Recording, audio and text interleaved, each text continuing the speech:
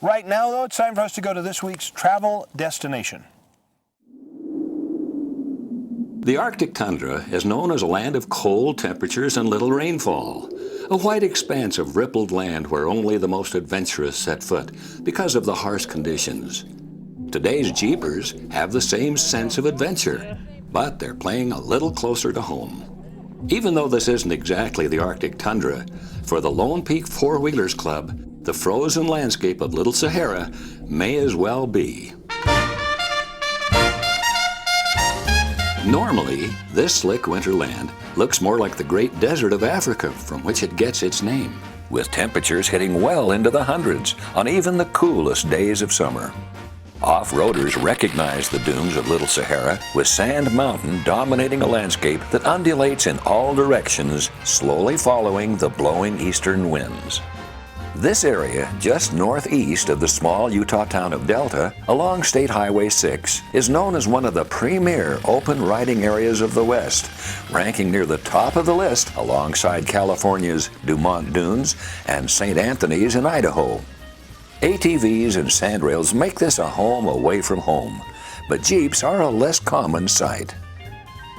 As recent storms have deposited enough snow to make Little Sahara nearly unrecognizable, it also makes it a more sustainable environment for Jeeps, since the wet sand makes traction for larger vehicles much easier. Because few quads brave the extreme cold today, the Jeeps seem to have the sand to themselves, blazing trails across the dunes as if they were the first to ever venture through Utah's desert tundra. It's fun, but it's cold. We'll bring the snowmobile next time. The Lone Peak Four-Wheelers Club travel to Little Sahara as often as they can, but prefer the winter because of the sparse population and the firm, wet sand. Past visits have introduced them to the cold that descends on central Utah this time of year. But the sheer volume of snow on this trip is a surprise. These are all experienced Jeepers, but rocky trails are one thing, snowy sand dunes are a whole new experience.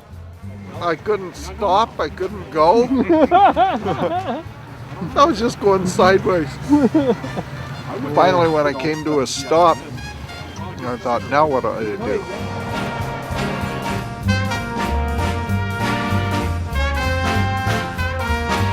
Is it a requirement to go back up that? The troop makes their way along ridgetops and into snowy troughs, led by former club president Marlon Sharp. The Lone Peak Four-Wheeler Club was established on the precepts of promoting family recreation and responsible land use. Monthly rides through Moab, San Rafael, or Bear Canyon allow members or anyone looking to explore by Jeep the chance to go off-road without leaving behind an environmental footprint. On a day like today, it's even easier to protect, since sand and snow are the perfect combination for treading lightly. Hot chocolate keeps the chills away, while a bit of physical activity keeps spirits warm as well. I'd like to see you ride your cooler. Few people have ever gone snow sledding at the dunes, let alone on the top of a cooler. But it's these moments of spontaneous fun that bring the families of Lone Peak together to brave the cold every year. Next month, our Jeep friends will be somewhere else, likely going over rocks and past juniper trees.